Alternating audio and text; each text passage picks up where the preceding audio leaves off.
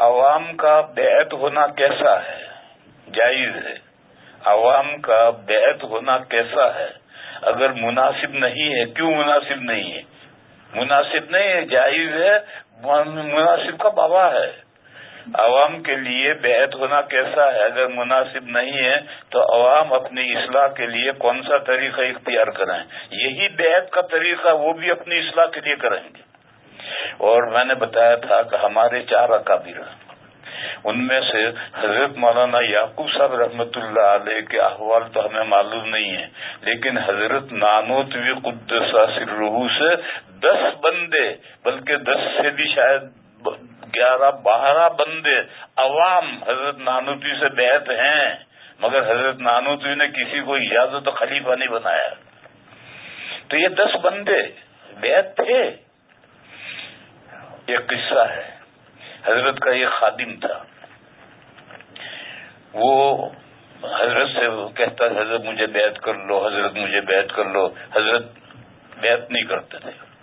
ایک مرتبہ اس نے کہا تو حضرت نے فرمایا گنگو جا کر مولوی رشید سے بیعت ہو جا، یعنی خود نہیں کی، یہ کہا گنگو جا کر مولوی رشید سے بیعت ہو جا۔ وہ بھی بڑا سمجھدار تھا، فوراً اٹھا اور گنگو گیا اور جا کے بیعت ہوا اور واپس آیا اور کہا حضرت میں نے آپ کے حکم کی تعمیل کر لی، میں گنگو جا کر کے مولانا رشید صاحب سے بیعت ہوا ہے، مگر مجھے بیعت تو آپ سے ہی ہونا ہے۔ تو پھر حضرت نے اس کو بیعت کیا۔ بہرحال عوام کو بھی بیعت، اور پھر حضرت گنگوہی قدس سرہ کے یہاں بھی عوام آتے تھے اور بیعت ہوتے تھے۔ حضرت مسجد میں سبق پڑھاتے تھے حدیث شریف کا، ایک بندہ آیا، ایک عام مسلمان، حضرت سے بیعت ہوا، حضرت نے اسے ذکر بتایا اور یہ ذکر جہری بتایا اور یہ کہا کہ یہ مسجد کے کونے میں بیٹھ کر ذکر کر۔ تو یہ کونے میں وہ ذکر کر رہا، حضرت ہم سبق پڑھا رہے ہیں۔ سبق پڑھاتے پڑھاتے حضرت رکے اور اس کا ذکر سننے لگے، اور ذکر سن کر کے فرمایا کہ یہ بندہ ایک ضرب میں 100 سال کی مسافت طے کر رہا ہے۔ عوام تھا، عام آدمی تھا، کوئی مولانا صاحب نہیں تھے، عام بندہ تھا، وہ ایک لا الہ الا اللہ 100 سال کی مسافت طے کر رہا تھا۔ حضرت تھانوی قدس سرہ کے یہاں بھی عوام بھی بیعت ہوتے تھے، بہت سے عوام، یہ تھوڑے بہت نہیں، بلکہ حضرت نے تو ان عوام کو مجاز صحبت بھی بنایا ہے کہ تمہارے پاس لوگ آ کر بیٹھے تو بیٹھے، بیعت کرنے کی اجازت نہیں دی۔ لیکن یہ جو کون سے عوام، ان عوام کو پہلے دیکھنا ہے کہ یہ بیعت ہونے جو آیا ہے تو یہ رمضان میں اجتماعی اعتکاف میں کھانا کھانے آیا ہے یا کچھ کرنے آیا ہے۔ پہلے سال بھر اپنے پاس رکھو اور رگڑو، اور جب تمہیں یقین ہو جائے کہ نہیں یہ بندہ کچھ کرنا چاہتا ہے تو پھر خواص کو بھی بیعت کریں گے۔ اور جو بریلویوں کا جو طریقہ ہے کہ جنت میں جانے کا سرٹیفکیٹ ہے کہ فلاں سے بیعت ہے، اس سرٹیفکیٹ کے طور پر کچھ نہیں ہوتا۔ دیکھو میرے بھائیو سنو، آخرت میں نجات کے لیے بیعت ضروری نہیں، آخرت میں نجات کے لیے بیعت ضروری نہیں ہے۔ اگر بیعت ضروری ہوتی تو سارے صحابہ حضور سے بیعت ہوتے اور ساری صحابیات حضور سے بیعت ہوتی، حالانکہ سارے صحابہ حضور سے بیعت نہیں تھے، بیعت سلوک نہیں تھے، اور ساری صحابیات نہیں تھی، مخصوص صحابہ اور مخصوص صحابیات بیعت تھی۔ اگر نجات کے لیے ضروری ہوتا سبھی بیعت ہوتے، سب بیعت نہیں تھے۔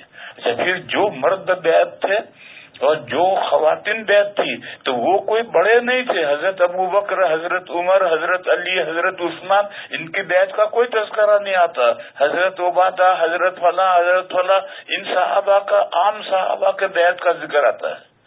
لہذا جو عام مسلمان ہیں وہ بھی اگر کچھ کرنا چاہتے ہیں، اپنی صفائی چاہتے ہیں، اپنے باطن کو صاف کرنا چاہتے ہیں، دیکھو ہمارا ظاہر خوبصورت بھی ہوتا ہے، بدصورت بھی ہوتا ہے، میلا بھی ہوتا ہے، ایسا ہمارا انسائیڈ اندر باطن وہ اخلاق حسنہ بھی ہوتے ہیں، اخلاق سیئہ بھی ہوتے ہیں۔ تو زاہد کو ہر آدمی دکھتا ہے کہ دھبا ہے تو جا کے دھوتا ہے، لیکن اندر جو دھبے ہیں وہ نظر نہیں آتے. وہ اگر دھبے ہیں تو وہ پیر محسوس کرتا ہے کہ یہ دھبا ہے اور وہ اس کی ترکیب بتاتا ہے. تو اگر کوئی اپنے اندر کا تزکیہ کرنا چاہتا ہے، اپنے باطن کی صفائی کرنا چاہتا ہے، تو پھر وہ بیعت کر کے اپنی اصلاح کرے. لیکن کہ آخرت میں جنت میں جانے کے لیے بیعت ضروری نہیں ہے.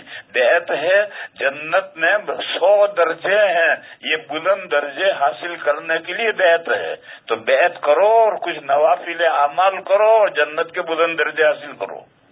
بس اگر کوئی عام مسلمان بیعت ہو کر کے کچھ نوافل اعمال کرنا چاہے اور جنت کے بلند درجات حاصل کرے تو ان عوام کے لیے بھی یہی بیعت ہے. کس نے منع کیا کہ ان کے لیے بیعت نہیں ہے؟ لیکن یہ جو طریقہ ہے بریلویوں کے یہاں کہ پیر صاحب گاؤں میں آ گئے تو گاؤں کی ساری بھینسیں بیعت ہو گئی، کل دوسرے دن پھر صاحب چلے گئے تو پھر سب بھول گئے کون آیا کون گیا، بس جنت کا سرٹیفکیٹ ٹکٹ لے لیا. یہ جو عوامی بیعت ہے یہ بریلویت ہے، اس کو میں منع کرتا ہوں.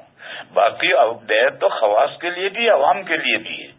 اور حضرت تھانوی نے فرمایا کہ بیعت کی سب سے زیادہ ضرورت خواص کو ہے. اگر یہ علماء سنور گئے تو عوام تو خود بخود سنور جائیں گے.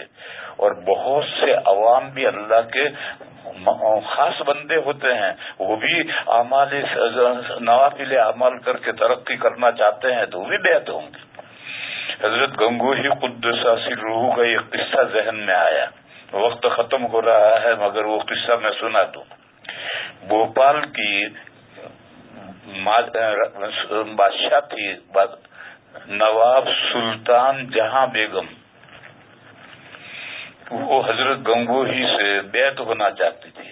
اب ظاہر ہے کہ وہ ایک عام عورت ہے، کوئی مولانا صاحب نہیں ہے، ایک عام عورت ہے. عوام میں بتا کہ عوام کے لیے بھی بیعت ہے، کر وہ بیعت بھی کریں گی. لیکن کچھ کرنا ہو تو وہ بیعت ہونا چاہتی تھی اور خط لکھتی تھی تو حضرت جواب ہی نہیں دیتے تھے. آخر میں اس نے خط لکھا اور ایک حضرت مولانا محی الدین مراد آبادی تھے جو وہاں قاضی تھے اور وہ حضرت گنگوہی کے مسترشد تھے، یعنی آج کی اصطلاح میں خلیفہ تھے. آج جس کو خلیفہ کہتے ہیں پہلے خلیفہ نہیں کہتے تھے، مسترشد کہتے تھے. تو مسترشد تھے یعنی خلیفہ تھے. اور اپنا جو میر منشی تھا اس میر منشی سے خط لکھوایا اور مولانا محی الدین صاحب کو سفارش کے لیے گنگو بھیجا.